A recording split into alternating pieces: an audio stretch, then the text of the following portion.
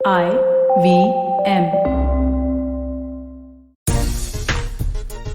दो पड़ोसी देशों के बीच में होगा अब वर्ल्ड कप 2021 का फाइनल मैच, यानी कि सुपर संडे के दिन अब ऑस्ट्रेलिया और न्यूजीलैंड की टीमें आमने सामने होगी। और अगर बात हम पड़ोस की करें तो हिंदुस्तान पहले हारा और सेमीफाइनल में अब पाकिस्तान हार गया, तो एशियाई चुनौती भी अब खत्म हो चुकी है। और जिस तरह से रन चेज हुए हैं दोनों सेमीफाइनल मुकाबले में, 50 से ज्यादा रन चाहिए थे अंतिम के 4 ओवर्स में और 1 ओवर पहले मैच खत्म हो गया, जो ये दर्शाता है कि रन चेज दुबई में कितना आसान है। और ये रन चेज इसलिए भी बहुत आसान हो गया क्योंकि ड्यू फैक्टर ने बड़ा इंपॉर्टेंट रोल प्ले किया। पाकिस्तान किन वजहों से मैच हारा और अब ऑस्ट्रेलिया किस तरह से बाउंस बैक करके फाइनल में पहुंच चुकी है, इन सभी मुद्दों पे बातचीत करेंगे। हमारे साथ सबा करीम है, पूर्व सेलेक्टर और क्रिकेटर, साथ ही अयाज मेमन है हमारे साथ, वरिष्ठ पत्रकार। सबा भाई, दो पड़ोसी देश आमने सामने और दो पड़ोसी बाहर, हिंदुस्तान लीग मैच में बाहर और पाकिस्तान सेमीफाइनल में। लेकिन अच्छी बात है पाकिस्तान ने एक बड़ा स्कोर बना के सबा भाई मैच हार गए। राजीव, मुझे लगा कि पाकिस्तान ने जो स्कोर खड़ा किया था वो करीब 5 या 10 रन ज्यादा था। जिस तरह से स्थिति पनप रही थी पाकिस्तान के लिए, वहां पर फखर जमान ने आकर शानदार बल्लेबाजी की। अंत में जिस तरह से उन्होंने शॉट्स लगाए, उस समय ऐसा लग रहा था कि दबाव पूरी तरह से ऑस्ट्रेलियाई गेंदबाजों के ऊपर है। मिचेल स्टार्क हो या फिर जॉश हेजलवुड ही क्यों ना हो, इन दोनों ही पेस बॉलर्स के ऊपर दबाव था, जिसकी वजह से शानदार रन बनाए। और एक स्थिति तो ऐसे निकल कर आ रही थी कि ऑस्ट्रेलिया एक तरह से मैच से बाहर हो गया था। पर वो जो 19th ओवर जो कि बहुत क्रूशियल था, वहां पर जो हसन अली ने कैच छोड़ा और उसके बाद वो जो आत्मविश्वास दिखाया मैथ्यू वेड ने, और उस समय जो गेंदबाजी हो रही थी शाहीन शाह अफरीदी की, मुझे लगा वो करीब 145 से 148 की गति से वो गेंदबाजी कर रहे थे। वहां पर वो रैम शॉट लगाना आसान होता नहीं। जिस तरह से वो अंदर आकर उन्होंने 2 शॉट्स लगाए, उसके बाद एक ऑन साइड में शॉट लगाया, तो मुझे लगता है ये निडर बल्लेबाजी तो है, पर ये बहुत ही सेंसिबल बैटिंग है। पर एक बात तो साफ है इन दोनों ही सेमीफाइनल्स में कि रन चेज करने के लिए सबसे बड़ा जो सबक यही है कि जितना आप गेम को डीप ले जाएंगे उतना ज्यादा आपके चांसेस बढ़ेंगे। विशेष करके इस प्रकार के नॉकआउट या बड़े बड़े मैचेस में उस समय दबाव जो रहता है वो पूरी तरह से न ही केवल गेंदबाज के ऊपर रहता है, पर वो फील्डर्स के ऊपर भी रहता है, जो दोनों ही मैचेस में हमें देखने को मिला। अया सर, अगर हम न्यूजीलैंड और इंग्लैंड के बीच सेमीफाइनल मैच की बात करें तो 5 ओवर में 60 रन चाहिए थे मैच जीतने के लिए और 1 ओवर पहले मैच खत्म हो गया। ऑस्ट्रेलिया को 62 रन चाहिए थे 5 ओवर में और मैच 1 ओवर पहले खत्म हो गया। ये बहुत हाई स्कोरिंग मैचेस थे दोनों। कैसे आप देख रहे हैं रन चेज इतना इजी हो जाना और लास्ट के ओवर्स में 1 ओवर पहले मैच खत्म हो जाना? देखिए, 2-3 पहलू है इसमें। एक तो ये टॉस का काफी इम्पैक्ट रहा है, या मैं कहूँगा बहुत ज्यादा रहा है, क्योंकि अगर आप टॉस जीते और चेस करते हैं तो चीजें आसान हो जाती है, आपको ड्यू फैक्टर हो वगैरह जो भी हो। लेकिन सवाल ने जैसे कहा कि उसमें टैक्टिक्स भी चाहिए, आपको गेम इतनी डीप ले जानी चाहिए कि प्रेशर सामने वाली टीम पे आ जाए। अगर हसन अली वो कैच नहीं छोड़ते मैथ्यू वेड की, तो शायद या कुछ और भी हो सकता था। लेकिन एक बात ये भी है कि आपके जो किरदार है जो प्लेयर्स के किस तरह से फिनिश करते हैं, वो आप बड़ी अच्छी तरह से डिफाइन करें और फिर वो जाके वहां पर उसी निडर अंदाज में खेले। अगर आप मैथ्यू वेड की नॉक देख ले या जिमी नीशम की 11 गेंदों में 27 रन बनाए, वो 1 या 2 डिलीवरी अगर डिफेंसिव खेलते थे, वो मैच जो है न्यूजीलैंड के हाथ से फिसल जाती थी और ये मैच ऑस्ट्रेलिया के हाथ से फिसल सकती थी। तो ये भी है कि जियो या मरो का जो सिचुएशन पैदा होता है, और खास करके T20 में बहुत ज्यादा अक्सर पैदा होगा ये। अगर उस वक्त बैट्समैन ये तैयार नहीं है रिस्क लेने के लिए, तो उनकी टीम जीत नहीं सकती। और ये एक बड़ा सबक निकल के आया है। मुझे लगता है कि हर टीम के लिए बहुत रणनीति जो हमने देखा है, बहुत काफी बदलाव आ रहा है ये वर्ल्ड T20 में। और ऐसे जो चेंजिंग टैक्टिक्स आ रहे हैं, इसमें मेरे ख्याल से इंडियन टीम और इंडियन थिंक टैंक को भी बहुत गौर करना पड़ेगा। गेंदबाज आप किस तरह से यूज करते हैं, कौन से गेंदबाज सिलेक्ट करते हैं, क्या वही चाहिए? आप स्टीरियोटाइप अप्रोच आप नहीं रख सकते हैं। इतना तो ये जाहिर हो गया इस वर्ल्ड T20 में। बिल्कुल। और सबा भाई, 81 रनों की पार्टनरशिप हुई है स्टॉइनिस और वेड के बीच में, और एक समय तो लगा था मैच बहुत जल्दी ऑस्ट्रेलिया के हाथ से निकल जाएगा। ये ऑस्ट्रेलिया की फाइटिंग स्पिरिट आपको देख रहे हैं इसको, या बरबस जहन में रिकी पॉन्टिंग और स्टीव वॉ वाली टीम आती है जो मैच छोड़ती ही नहीं थी लास्ट तक? कुछ वैसे ही ऑस्ट्रेलियन अप्रोच नजर आया इस टीम के साथ। राजीव, पर उससे बड़ी बात यह है कि दोनों ही टीमों का जो रन चेज देखने को मिला है उसमें अलग अलग पैटर्न है। अब न्यूजीलैंड को जो रन चेज है उसमें आपने देखा होगा कि उनकी जो स्ट्रैटेजी है कि वो पावर प्ले में हार जाते हैं। अगर उसके बाद वो मिडिल ओवर में थोड़ा बहुत कंसोलिडेट करते हैं, उनका प्रयास रहता है विकेट्स उनके हाथ में रहे, और फिर अंतिम 4 या 5 ओवर में ट्राई करते हैं रिकवर करने के लिए और अच्छी तरह से मैच को या तो फिनिश करने के लिए या फिर टारगेट सेट करने के लिए। ऑस्ट्रेलिया का टेम्पलेट अलग है। ऑस्ट्रेलिया पहले ओवर से ही इवन मिडिल ओवर्स में भी वो ट्राई करते हैं रन्स बनाने के लिए, बड़े बड़े शॉट्स खेलने के लिए। अगर आप कल का देखें, डेविड वार्नर, मिचेल मार्श की इतनी शानदार साझेदारी हो गई थी, वहां पर ऐसा लग रहा था कि अगर इसी लय से वो खेलेंगे आगे, 7 रन 8 रन बनाएंगे, तभी आसानी से ऑस्ट्रेलिया मैच जीत सकता था। पर ऐसी बात नहीं थी। दोनों डेविड वार्नर और मिचेल मार्श ने मारने का प्रयास किया। मिचेल मार्श आउट हो गए शादाब खान को, स्टीव स्मिथ आए, वो भी मारने के चक्कर में आउट हो गए। तो ये ऑस्ट्रेलिया की कोशिश ये रहती है कि अगर आपके पास लास्ट में अगर आपके फिनिशर्स बचे हुए हैं, तब आपके पास लास्ट के 5 ओवर में अगर आपको 55-60 रन भी बनाने हैं तो आप बना सकते हो। सबसे बड़ी बात है जो मैथ्यू वेड ने कही मैच खत्म होने के बाद, कि जब वो गए बल्लेबाजी करने के लिए, मार्कस स्टोइनिस थे क्रीज पर, उन्होंने कहा कि मैच अपने कंट्रोल में, यू डोंट वरी। तो ये जो लम्हा होता है बहुत बहुत इंपॉर्टेंट रहता है। 17वें और 18वें ओवर में क्या हुआ, 14 रन आए हारिस रऊफ के ओवर में और हसन अली के ओवर में, और वहां से वो 2 ओवर जैसे ही ऑस्ट्रेलिया ने अपने पक्ष में कर लिया, 28 रन आए उन 2 ओवरों में, वहां से पाकिस्तान की जो टीम है वो थोड़ी पूरी तरह से दबाव में आ गई। आपने देखा कप्तान इमाद वसीम का 1 ओवर रह गया था, बाबर आजम से आपको लग रहा है एक मिस्टेक हुई, स्टोइनिस खेल नहीं पा रहे थे स्पिनर्स को, शादाब ने बड़ा जबरदस्त स्पेल डाला कल, 4 ओवर में 4 विकेट उन्होंने निकाले। ये थोड़ा टैक्टिकल मिस्टेक आप देखते हैं इसको, इमाद को पूरे वो कोटे ना कराना? अगर कराना होता तो फिर अब 17 ओवर में ही करा सकते थे, क्योंकि मैथ्यू वेड भी थे दूसरे छोर पर, और वो शानदार फिनिशर है। वहां पर अगर 1 या 2 ओवर पहले ही अगर 1-2 छक्का लग जाता तो फिर इक्वेशन और भी आसान हो सकता था। अब आपके पास टॉप क्वालिटी 2 सीमर्स हैं जिन्होंने शानदार गेंदबाजी की है पूरे टूर्नामेंट में, पूरे मैच में। अब उसके बारे में क्या कह सकते हैं? अब ये तो अच्छी बल्लेबाजी ही है, चाहे वो हारिस रऊफ को वो शॉट देखा आपने जो मार्कस स्टोइनिस ने लगाया, 150 के करीब वो गेंद थी, उन्होंने मिड विकेट के ऊपर छक्का लगा दिया। और कल राजीव उतना ज्यादा ड्यू पड़ा नहीं था दुबई के मैदान पर, तो बॉल ग्रिप हो रही थी। ऐसी बात नहीं है कि जिस तरह से अबू धाबी में देखने को मिला कुछ वही परिस्थिति कल दुबई में थी, ऐसी बात नहीं थी। तो मुझे लगता है ये इनक्रेडिबल स्किल है, ये इनक्रेडिबल एटीट्यूड है जो कल ऑस्ट्रेलिया ने दिखाया। यार सर, बड़ा सवाल है, अमार साहब हमारे एक व्यूअर है, उनका कहना है कि ये T20 कप ने एक नया एवोल्यूशन दिखाया है, जहां पर आपको डिफरेंट टैक्टिक्स अपनानी पड़ रही हैं, तभी आप सरवाइव कर पा रहे हैं। आप मानते हैं कि बिल्कुल अलग तरीके का T20 वर्ल्ड कप हमने देखा है? देखिए, मेरे ख्याल से जो टीम्स जिस तरह से अडेप्ट की अपने आप को इन कंडीशन में, वो आखिर में ये टीम्स जीती है। बहुत सी चर्चा हुई थी कि एक बिल्कुल नए सेट ऑफ प्लेयर्स चाहिए T20 के लिए, और जो आपके लिए दूसरे फॉर्मेट्स में खेलते हैं वो यहाँ पर काम नहीं आ सकेंगे। लेकिन अगर आप दोनों फाइनलिस्ट देखें, ये दोनों टीम में जो है, ऑस्ट्रेलिया के आप स्टीवन स्मिथ, डेविड वार्नर और 4 गेंदबाज तो है ही उनके जो टेस्ट क्रिकेट में खेलते हैं, मैथ्यू वेड भी खेलते हैं। न्यूजीलैंड के तो लगभग 7-8 प्लेयर जो है इस टीम में वो टेस्ट क्रिकेट और ओडीआई क्रिकेट भी खेलते हैं। तो ये नहीं है कि प्लेयर्स आपको अलग चाहिए, लेकिन वही प्लेयर्स का रोल T20 में क्या होगा, ओडीआई में क्या होगा और टेस्ट क्रिकेट में क्या होगा, ये समझने की बहुत ज्यादा जरूरत है। मेरे ख्याल से ये जो है ये बिल्कुल साफ निकल के आ रहे हैं। अब जो कन्वेंशनल अप्रोच था T20 का, हमने देखा कि वेस्ट इंडीज जो है बुरी तरह से शिकस्त मिली उनको हर मैच में लगभग, क्योंकि वो अपने पावर पे सिर्फ रिलाई करते थे, जाके हर बल्लेबाज ये चाह रहा था कि हर बॉल को मैं छक्का और चौका ही मारूं। वो ऐसी पिचेस पे टैक्टिकली नहीं चल सकता है। तो कौन सी टीम किस तरह से जल्दी एडजस्ट की, और उसके साथ साथ न सिर्फ बल्लेबाज, गेंदबाजों को भी एडजस्ट करना पड़ा। जहां तक आपने बात की इमाद वसीम की, शायद ये मेरे ख्याल से एक गलती हुई है 1 ओवर पहले, लेकिन सवा ने कहा वो आप 19वें ओवर में उनको नहीं दे सकते, वो आपको 17 ओवर से या 15 ओवर से पहले या 16 ओवर से पहले करना चाहिए था। जैसे कल हमने देखा कि इयन मॉर्गन ने मोइन अली को यूज ही नहीं किया, उनका इस्तेमाल ही नहीं किया।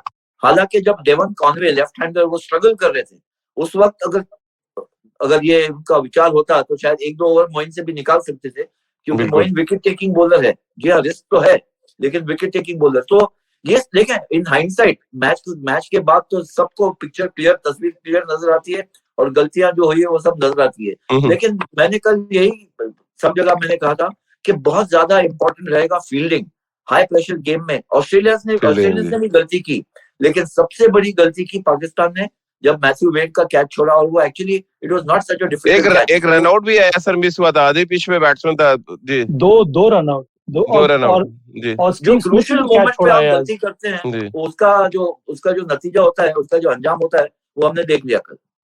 एक और बात है राजीव, यहाँ पर अगर हम भारत के दृष्टिकोण से देखें, यही मैं बात एयाज से कर रहा था ये शो शुरू होने के पहले, कि अगर हम भारत के दृष्टिकोण से इसको देखेंगे तो ये हमें दर्शाता है कि भारत कितना ज्यादा नीचे था कर्व के। तो T20 की जो डिमांड्स हैं, T20 को जो टेम्पलेट है, T20 में जो एवोल्यूशन देखने को मिल रहा है, उससे हम लोग बहुत ज्यादा पीछे थे। इसीलिए बहुत जरूरी है कि हम जल्द से जल्द एक नए सिरे से काम करना शुरू करें, एक अपनी टेम्पलेट तैयार करें। जब हमें टारगेट सेट करना है तो हमें हमारी टेम्पलेट क्या होनी चाहिए, जब हम रन चेस कर रहे हैं तो हमारी टेम्पलेट क्या होना चाहिए, आप किस तरह से मैच को सिमुलेट करेंगे। ये जो दोनों सेमीफाइनल्स में देखने को मिला है, ये अलग प्रकार के मैच सिमुलेशन के टैक्टिक्स के रूप में हम लोग यूज कर सकते हैं। न्यूजीलैंड को देखिए, दे वर चेजिंग 166, 2 डाउन, उनके 2 main batters back in the Pavilion, वहां से मैच को किस तरह से जीते। ऑस्ट्रेलिया की बात करें आप, 5 डाउन, लास्ट के 5 ओवर में आपको करीब 60 रन चाहिए थे, या 4 ओवर में करीब 55 रन चाहिए थे आपको, वहां से कैसे मैच जीत सकते हैं।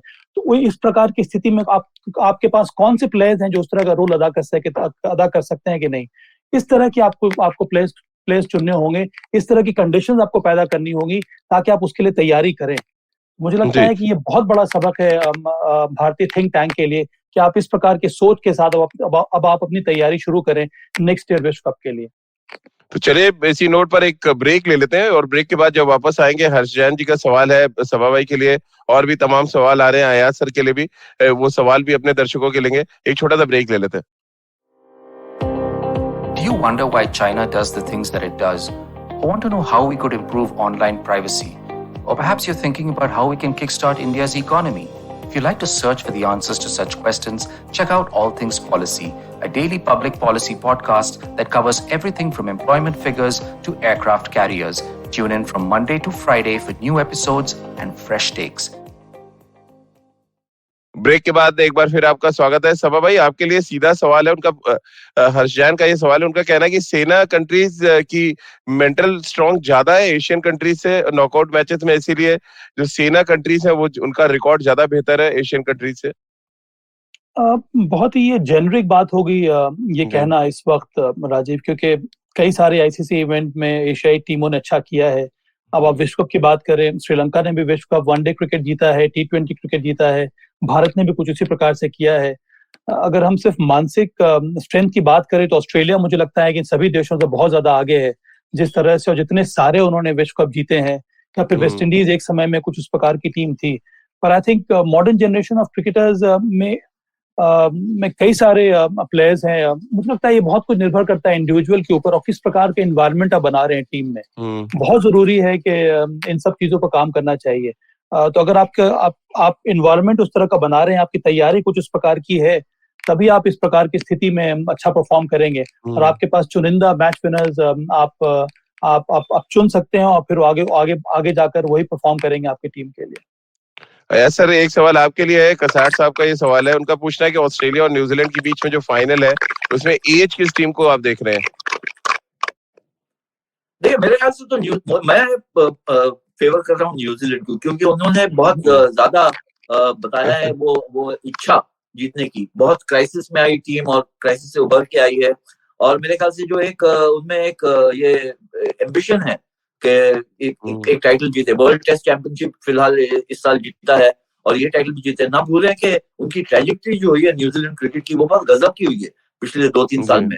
वर्ल्ड कप ODI फाइनल में पहुंचे, और वो मैच भी आप कह सकते हैं कि बदकिस्मती से वो हार गए, वरना वो मैच भी जीतना चाहिए था उनको। और मुझे लगता है कि ऑलराउंड स्ट्रेंथ अभी भी मुझे, हालांकि बॉलिंग अटैक ऑस्ट्रेलिया की बहुत अच्छी है, वार्नर अच्छे फॉर्म में आए, और जो मिडिल ऑर्डर स्टॉइनस और वेड जो पिछले मैचेस में इतना परफॉर्म नहीं कर पाए थे, उन्होंने भी रन बनाया। अभी भी सवाल उठ सकते हैं स्टीव स्मिथ पर और ग्लेन मैक्सवेल पर, जो अब तक इतने लय में नहीं आए।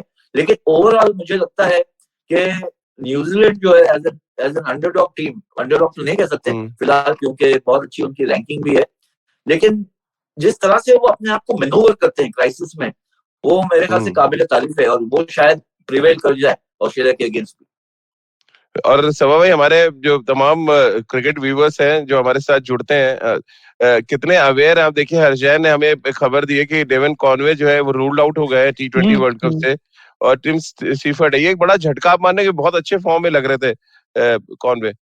बहुत बड़ा झटका है ये न्यूजीलैंड के लिए कि वो नंबर 4 पर आते हैं बल्लेबाजी करने के लिए, और जिस संयम के साथ, जिस एटीट्यूड के साथ डेविड कॉनवे ने अभी तक रन्स बनाए हैं अपनी टीम के लिए, वो सराहनीय था और इनकी कमी बहुत ज्यादा खलेगी। अब नंबर 4 पर मुझे लगता है कि टिम साइफर्ट को ही आना पड़ेगा खेलने के लिए, और नंबर 4 उनकी फेवरेट पोजीशन है नहीं, वो जनरली ओपन करते हैं और विकेट कीपिंग करते हैं अपनी टीम के लिए, तो पर उनको आना पड़ेगा क्योंकि डेविड कॉनवे बाहर है। पर वो कहाँ पर खेलेंगे, तो नंबर 4 ही एक जगह बचती है, तो एक बहुत ही अनयूजुअल पोजीशन रहेगा वहां पर टिम सेफर्ट के लिए, अनलेस कि केन विलियमसन कुछ और चीज निकालते हैं अपने टोपी से और किसी और को खिलाते हैं। ग्लेन फिलिप्स भी कीपिंग कर सकते हैं, तो वो एक और वहां पर विकल्प रहेगा केन के पास, कि हो सकता है ग्लेन फिलिप्स से वो कीपिंग कर रहे हैं और नंबर 4 पर जो उनके रिजर्व में कोई अगर स्पेशलिस्ट खिलाड़ी है तो उसको भी खिला सकते हैं। देखिए, न्यूजीलैंड की सबसे बड़ी बात यह है कि हम लोग इन सब चीजों को नजरअंदाज कर देते हैं कि न्यूजीलैंड के जो भी खिलाड़ी इस समय टीम में हैं वो सब करीब 7 या 8 साल से डोमेस्टिक कॉम्पिटिशन्स खेल रहे हैं, वहां पर उनका प्रदर्शन काफी अच्छा रह रहा है। डैरल मिचेल करीब 8 या 9 साल हो गए हैं सेंट्रल डिस्ट्रिक्ट से खेलते हुए। मुझे लगता है कि जो भी टीमें खेलती है न्यूजीलैंड के खिलाफ, वो उतना ज्यादा होमवर्क करती नहीं है न्यूजीलैंड के प्लेयर्स के ऊपर। उनको लगता है कि अरे भाई, ये ग्लोबल T20 लीग खेल नहीं रहे हैं, कोई बड़ा नाम नहीं है, उनको हम ऐसे ही हरा देंगे, पर ये बात नहीं है।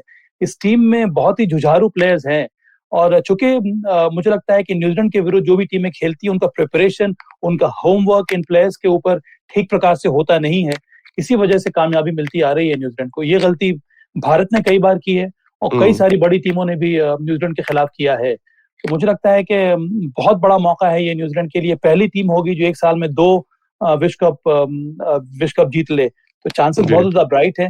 पर मुझे लग रहा है कि यहाँ पर ऑस्ट्रेलिया ने जिस तरह का फॉर्म दिखाया है, जिस तरह की उनकी बॉलिंग अटैक है, हो सकता है कि थोड़ा बहुत एज ऑस्ट्रेलिया के तरफ हो। अया सर, सरप्राइज हुए जिस तरह से लेग स्पिनर्स ने डोमिनेट किया अभी तक इस वर्ल्ड कप में। कल हमने देखा एडम जंपा ने 4 ओवर में 22 रन दिया, 1 विकेट। शादाब आते हैं, बहुत जिगरे के साथ उन्होंने फ्लाइट किया बॉल को और फ्लाइट के जरिए वो आउट करने के लिए गए, और ये एक स्पिनर के लिए बड़ी अच्छी बात है। हम लोग ड्यू की बात कर रहे थे, तमाम चीजें और थी, लेकिन उन्होंने आगे बॉल डाल के बैट्समैन को आउट किया। 4 विकेट जिस तरह से उन्होंने ली, मैच ऑलमोस्ट पाकिस्तान को जिता दिया था उन्होंने। क्या ये वर्ल्ड कप लेग स्पिनर्स का वर्ल्ड कप हो गया है सर? मुझे तो लगता है जरूर राजीव, जिस तरह से लेग स्पिनर्स की सफलता हमने देखी, और मेरे ख्याल से एडम जंपा जो है वो शायद प्लेयर ऑफ द टूर्नामेंट भी बन सकते हैं, क्योंकि बहुत ही किफायती गेंदबाजी, इतने हाई स्कोरिंग मैच में केवल 22 रन 4 ओवर में। एक्चुअली वो एक तरह से मैच विनर थे, क्योंकि पाकिस्तान अगर 10-15 रन आउट हो देती तो शायद मैच नतीजा कुछ और भी हो सकता था। लेकिन जिस तरह से उन्होंने गेंदबाजी की, ना सिर्फ उन्होंने लेकिन शादाब ने की इसी मैच में, उससे पहले हमने देखा है कि इश सोधी भी न्यूजीलैंड के लिए बहुत अच्छी गेंदबाजी कर रहे हैं। तो लेग स्पिनर्स के लिए ये वर्ल्ड कप बहुत ही बेहतरीन रहा है। उनके साथ साथ डेफिनेटली फास्ट बॉलर्स भी हैं जो स्विंग करवाते हैं और तेज डालते हैं, लेट स्विंग करवाते हैं, वो भी बहुत सफल रहे हैं। तो मेरे ख्याल से ये एक, देखिए, leg spinner always is a match winning option, wicket taking option है आपके पास। नेक्स्ट लेग स्पिनर्स आप ये नहीं सोच सकते कि डिफेंसिव गेंदबाजी करेंगे। तो अगर आप लेग स्पिनर को स्क्वाड में रखते हैं तो इसी नियत से रखनी चाहिए कि आप उनको मोस्टली खिलाएंगे, ऐसा नहीं है कि मोस्टली बाहर रखेंगे, जो इंडिया के साथ हुआ। सब भाई हमारे लेग स्पिनर के बारे में अगर हम देखेंगे तो ये 2 लेंथ जो है वो इस समय लेग स्पिनर्स प्रेफर कर रहे हैं। चाहे आप एडम जंपा को देखें या फिर इश सोडी को देखें या फिर शादाब खान को देखें, एक जो लेंथ है वो है बहुत ज्यादा ऊपर। ये बैट्समैन को एक तरह से यॉर्कर रहती है बल्लेबाज के लिए, वहां पर आप आड़ा भी नहीं मार सकते हैं, और सीधा अगर आपको मारना होगा तो आपको एलिवेशन मिलेगा नहीं। दूसरा लेंथ जो है वो हार्ड लेंथ रहता है, थोड़ी बहुत छोटी, ताकि आप कट कर लीजिए या फिर आप ऑन साइड में खेल लीजिए, पर मैं ऊपर बॉल नहीं डाल रहे ताकि आप स्टेप आउट करके बाहर मार दीजिए। तो मुझे लगता है कि ये जो लेंथ का जो परिवर्तन रहा है उसका भी फायदा मिलता है। तो ऐसे लेग स्पिनर्स जो ये 2 लेंथ पे बॉल डाल सकते हैं उनको ज्यादा सफलता मिली है, और वो तब पॉसिबल है जब आपके पास एक तो हाइट है जैसे सोडी के पास है, या फिर आपके पास कंट्रोल है जो एडम जंपा या फिर शादाब खान ने दिखाया है। मुझे लगता है एक बहुत ही इंटरेस्टिंग ऑब्जर्वेशन रहा है यहाँ पर लेग स्पिनर्स का, जिस लेंथ पर उन्होंने गेंदबाजी की है। और वो जो मैचअप्स की हम लोग बात करते आ रहे हैं, इसीलिए आपने देखा होगा शादाब खान जब भी वो बॉलिंग कर रहे थे लेफ्ट हैंडर्स को, वो जनरली गुगलीज डाल रहे थे, वो भी गुगली पड़ रही थी, वो भी मिडिल स्टंप में। अगर आपको मारना है वहां से अगर बॉल टर्न करिए तो उतना आसान नहीं होता है। तो ये बहुत ही इंटरेस्टिंग है, और बहुत ही बारीकी से मुझे लगता है कि एनालाइज करना होता है बल्लेबाज को, और उस हिसाब से आपको गेंदबाजी करनी होती है। जी सर, कुछ कह रहे थे आप? मैं यही कह रहा था कि अगर आप ये फिर से मैं दोहराना चाहता हूँ कि अगर आप लेग स्पिनर्स लेते हैं स्क्वाड में और फिर उसको अगर आप बेंच में या डगआउट में बिठा के रखते हैं तो कोई मतलब नहीं बनता है, क्योंकि अगर या तो पहले एक दो मैच खेले और फॉर्म इतना बुरा हो, इतना हल्का हो, तो आपने साइडलाइन कर दिया। लेकिन अगर आप आपके स्टार्टिंग प्लेइंग 11 में ही नहीं है तो फिर उनको फिर उसकी जगह तो कोई और स्पिनर को ले लें या बल्लेबाज को ले लें, क्योंकि लेग स्पिनर जो है वो आपके लिए wicket taking match winning option बन के आप T20 में उसको खिलाते हैं। और अगर आप इसीलिए लेते हैं कि एज अ बैकअप स्पिनर है तो मेरे ख्याल से वो लॉजिक फेल हो जाती है मेरे हिसाब से। जो शायद भारतीय टीम के साथ हुआ, एक लेग स्पिनर पूरे टाइम आपके साथ रहा लेकिन आपने उसको मैच नहीं खिलाया।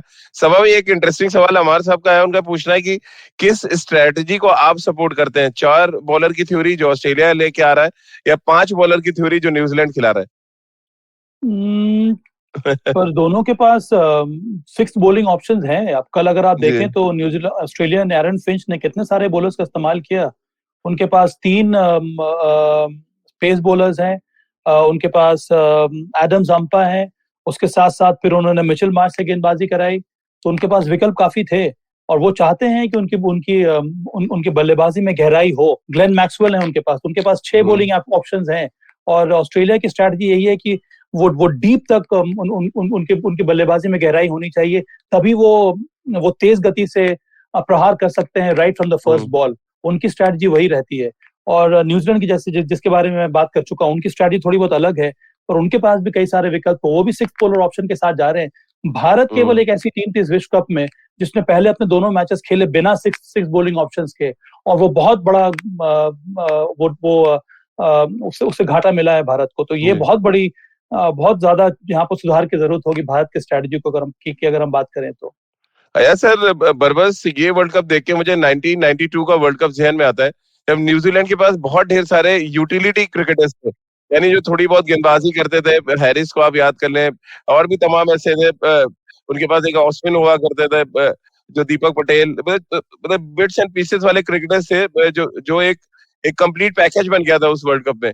क्या न्यूजीलैंड की टीम या आज के दौर की T20 की टीम में ये बिट्स एंड पीसेस वाले क्रिकेटर्स ज्यादा आपको लग रहा है सक्सेसफुल हो रहे हैं? हाँ, देखिए ये जाहिर है कि आप इनके पास भी ऑलराउंडर्स की कोशिश है, जितने ऑलराउंडर्स हो उनको खिलाए। कुछ इंजरीज की वजह से और भी आ गए हैं। ग्लेन फिलिप्स जो विकेट कीपिंग भी करते हैं, बैटिंग भी करते हैं, टिम साइफर जो दोनों चीजें करते हैं, वगैरह वगैरह। 1992 जो मैंने देखा था वर्ल्ड कप ऑस्ट्रेलिया में, उसमें एक नया अप्रोच लाया था मार्टिन क्रो ने। पिंच हिटर पहले भेज दिया था दीपक पटेल से ओपनिंग में गेंदबाजी करवा रहे थे, तो एक नया अप्रोच था। वो सब टैक्टिक्स सब बहुत पुरानी हो गई है। बल्कि आप देखें तो अक्सर जो है स्पिनर्स ओपन करते हैं T20 में, ODIs में, और पिंच हिटर्स तो जैसे हमने श्रीलंका से देखा था कि जयसूर्या और कालू वितरन ने जिस तरह से दोनों बाजू से पिंच हिटर थे, तो उन्होंने भी एक नया अंदाज दे दिया था वनडे क्रिकेट को। मुझे लगता है इस न्यूजीलैंड की टीम की ताकत यह है कि वो निडर है।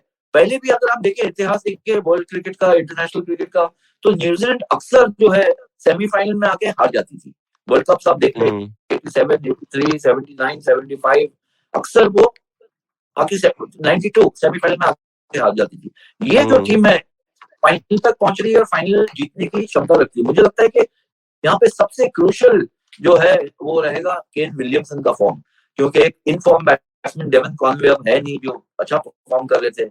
ये अगर लंबी पारी खेलते हैं और ये फलक्रम बन जाते हैं जिनके इर्द गिर्द स्ट्रोक्स खेल सके, Jimmy Neesham, Glenn Phillips, Daryl Mitchell जैसे प्लेयर्स, तो टोटल अच्छा खड़ा कर सकती है, चेज भी अच्छा कर सकती है। लेकिन अगर केन विलियमसन जल्दी आउट हो जाते हैं, जैसे हमने सेमीफाइनल में देखा, लेकिन वहां पर जीत गई, तो फिर प्रेशर काफी आ जाता है न्यूजीलैंड टीम पर। और ऑस्ट्रेलियंस जो है वो ऐसे प्रेशर डालने के लिए बेताब रहते हैं, जैसे हम इंटरनेशनल क्रिकेट में सब जानते हैं कि उनको थोड़ा सा एक मौका मिला तो आपको बिल्कुल आपका गला दबोच लेते हैं एकदम।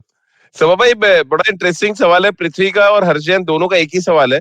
इनका ये पूछना है कि जिस हफीज की 2 टप्पे की गेंद को छक्का मारा डेविड वार्नर ने, ये स्पोर्ट्समैन स्पिरिट आपको नजर आई उसमें, या आपको लग रहा है फेयर था जिस तरह से 2 टप्पे की बॉल को उन्होंने मैदान के बाहर मार दिया? मुझे तो लगता है इसमें कोई दिक्कत नहीं है राजीव। ये गलती है बॉलर की तरफ से, और अगर मेरे पास बॉल आ रही है, मुझे मौका मिल रहा है, वो भी T20 के मुकाबले में, तो मैं उस पर अनलेस के अंपायर कह दे कि वो अनफेयर डिलीवरी है, पर अगर अंपायर ने ये अनफेयर डिलीवरी नहीं है, ये गलती हुई है बॉलर की तरफ से, तो उस पर मानने में कोई दिक्कत नहीं। ये बॉलर का एरर है, जिस तरह से बॉलर एक नो बॉल डालता है, और उस समय जब डेविड वार्नर ने मारा था उनको नहीं पता था कि ये नो बॉल करार दी जाएगी। तो वो चाहते होंगे तभी कि वो पूरा का पूरा इसका लाभ उठाएं, क्योंकि बल्लेबाज को पता नहीं होता है कौन सी बॉल नो बॉल है, कौन सी बॉल नो बॉल नहीं है, तो इसीलिए उन्होंने उसका पूरा फायदा उठाया। सर कह रहे थे कुछ आप? कुछ नजर आ गया कि किस तरह से प्रेशर में है पाकिस्तान, क्योंकि हफीज अदरवाइज 2 ओवर डालते हैं अक्सर, लेकिन 1 ओवर में 13 रन पड़ी, और जिस तरह से पहली गेंद गई, 2 टप्पे जो है वो अगर एक फुल टॉस डालते हैं तो ये नहीं कह सकते कि मेरे हाथ से स्लिप हो गया, आप फुल टॉस से मत मारिए। 2 टप्पे जो है उसको तो छक्का मारना ही था या जो जिससे रन बन सकते हैं, और नो बॉल भी मिला। तो मेरे ख्याल से वहां पर ये बन गया कि अब मुझे चेंज करना पड़ेगा, वरना हफीज अगर 7-8 रन देते उस ओवर में तो एक और ओवर शायद उनको और मिल सकता था। हाँ, अगर हम उसकी तुलना फुल टॉस से करें राजीव, जो अगर अबव द वेस्ट किसी बॉलर ने बॉल डाल दी है और आपके बल्लेबाज की तरफ आ रही, तो क्या बल्लेबाज मारेगा नहीं सोच के कि नहीं भाई ये तो नो बॉल डिलीवरी है, उस पर भी मारेगा, और फिर वो जो फ्री हिट मिलेगी उस पर भी वो ट्राई करेगा मारने के लिए। तो चलिए, ये बड़ा इंटरेस्टिंग पॉइंट था इस मैच में। एक और ब्रेक यहाँ पे ले लेते हैं, ब्रेक के बाद तुरंत हाजिर होते हैं। A wise man once said, traveling, it makes you speechless, then turns you into a storyteller. Well, listen to such travel stories and experiences exploring India on the Musafir Stories with us, Saif and Faiza. Catch us on the IVM website, app, or wherever you get your podcasts from. Break के बाद एक बार फिर आपका स्वागत है। Australia और New Zealand अब 2021 world cup के फाइनल में पहुंच चुकी हैं, लेकिन सवाल बड़ा ये है कि जयपुर में भारतीय टीम जो क्वारंटीन है, राहुल द्रविड़ और रोहित शर्मा की नई सोच के साथ ये टीम न्यूजीलैंड के खिलाफ अपना T20 सीरीज का आगाज करेगी 17 तारीख को। आया सर, दोनों सेमीफाइनल मैच राहुल द्रविड़ ने भी देखे होंगे निश्चित रूप से, क्या कुछ लेसन उन्होंने लिया होगा कि न्यूजीलैंड आ रही है, अगर वो वर्ल्ड चैंपियन बनते हैं तो 3 दिन बाद ही आपको वर्ल्ड चैंपियन से खेलना है। कैसे आप देख रहे हैं, जो मैचेस देख रहे होंगे, जो हम रेवोल्यूशन की बात कर रहे हैं, क्या कुछ सीखा होगा भारतीय टीम में?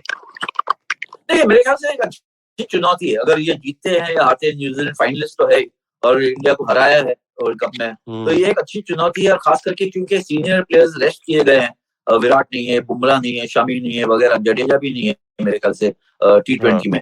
तो ये एक अच्छा चैलेंज है, जो नए प्लेयर्स आ रहे हैं या जो प्लेयर्स को जिनको मौका नहीं मिला वो अपने आप को प्रूव कर सके। यहाँ पे कंडीशंस अलग हैं थोड़े, इंडियन कंडीशंस, इंडियन प्लेयर्स बेहतर जानेंगे, लेकिन अगर टीम जीत के आती है तो उनका कॉन्फिडेंस लेवल बहुत हाई होगा। ये डिपेंड करता है कि कौन सी टीम न्यूजीलैंड की आती है, क्या वो भी अपने कुछ प्लेयर्स को रेस्ट करवाएंगे, टेस्ट मैचेस के लिए सेव करेंगे। अब तक क्लैरिटी नहीं आई है उसके बारे में। मुझे नहीं लगता है कि ज्यादा बदलाव आएगा उनकी टीम में, क्योंकि वो तो अब मेरे ख्याल से अगर न्यूजीलैंड की टीम जो है जिस तरह से खेल रही है, वो तो भूखी होगी कि जितनी सफलता मिले। प्लेयर जो होता है जब जीतते जाता है तो उनको साइड पे कर दे या रेस्ट कर दे, तो वो मेरे ख्याल से उनका जो एक एम्बिशन है, उनकी जो ख्वाहिश है, उसको किल करने वाली बात है।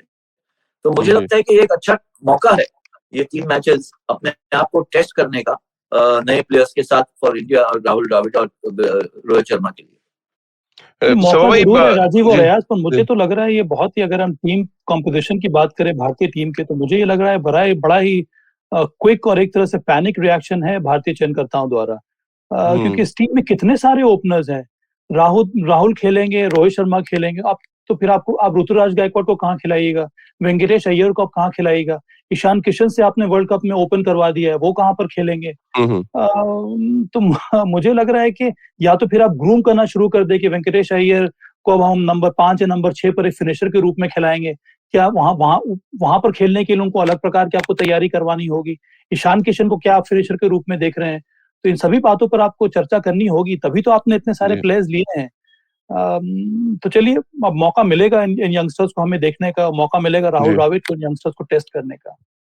क्योंकि राहुल भाई को बहुत नजदीक से सभा भाई आप जानते हैं, आपको लग रहा है बहुत ऑब्जर्व किया होगा उन्होंने, जो सेमीफाइनल चल रहे हैं और जिस तरह से क्रिकेट T20 में चेंज हो रही है, ऑब्जर्वेशन बहुत जरूरी है। ऑब्जर्वेशन के साथ साथ आप फिर मैदान पे कैसे चेंजेस लाते हैं, क्या राहुल द्रविड़ ने ऑब्जर्व की होंगी ये सारी चीजें जो हम चर्चा कर रहे हैं? निश्चित रूप से जितना हम सोच रहे हैं उससे ज्यादा उन्होंने ऑब्जर्व किया होगा।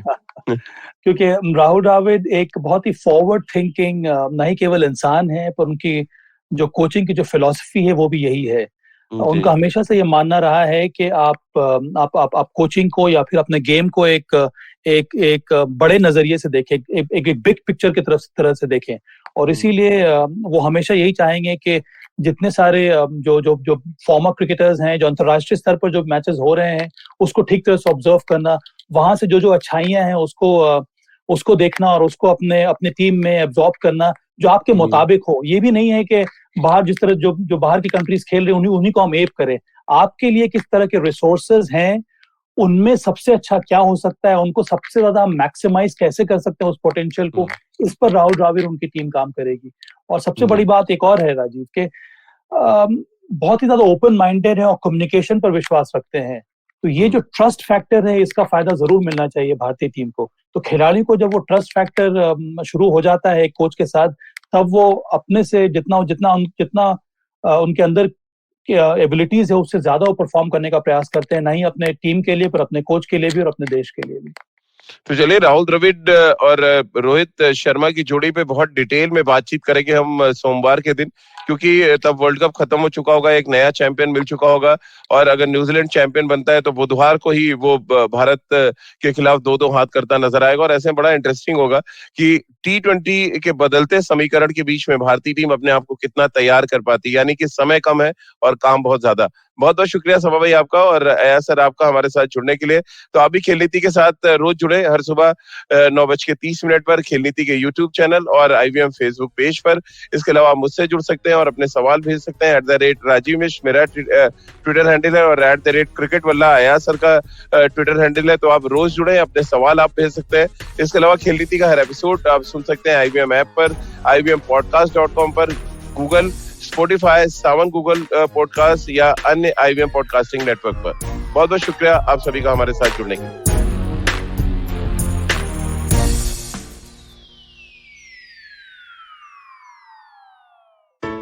Hello, everybody. It's been another great week on the IVM Podcast Network.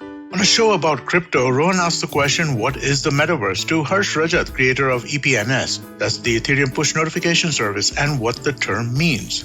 There was a fun episode of Cyrus Says Cock and Bull that we did last week. We discussed a whole bunch of different things on it. As always, we discussed the India-New Zealand match and the reactions to it, and elephants in Africa being born tuskless. On Audio Gyan, Kedar introduces us to filmmaker Ashish Avikuntak and his artistic film, etc. On The Longest Constitution, Priya takes a look at Gandhi, same-sex love, and why a few of our laws need to be changed to accommodate the LGBTQIA community. And on The Wire Talk, Siddharth speaks to Ayaz Memon, the sports writer, journalist, lawyer, regular on Khel Niti, former host of one of our shows, The Cricketwalla Chronicles, and so much more. They talk about his new book, Indian Innings, The Journey of Indian Cricket Since 1947. Do follow us on social media. We're IVM Podcast on Twitter, Facebook, Instagram, and LinkedIn. And remember, if you're enjoying this show or any of our other shows for that matter, please do tell a friend. And finally, we'd like to thank our sponsors on the network this week: Cred, Bank of Baroda, Quarter, CoinSwitch, Kuber, Slate Coffee, Intel, Kotak Mahindra Bank, and Oxfam India. Thank you so much for making this possible. Eventually, you'll see the end of your childhood. Get accustomed to womanhood. Enjoy the experience of sisterhood. Might get to wifehood. Or not. Choose motherhood. Or not. You'll learn to define your personhood. Earn a livelihood. Change the neighborhood. And get rid of the falsehood that life post-academia is easy. So join me, Natasha. And me, Ayushi. On a journey from station starting point. To station, what now?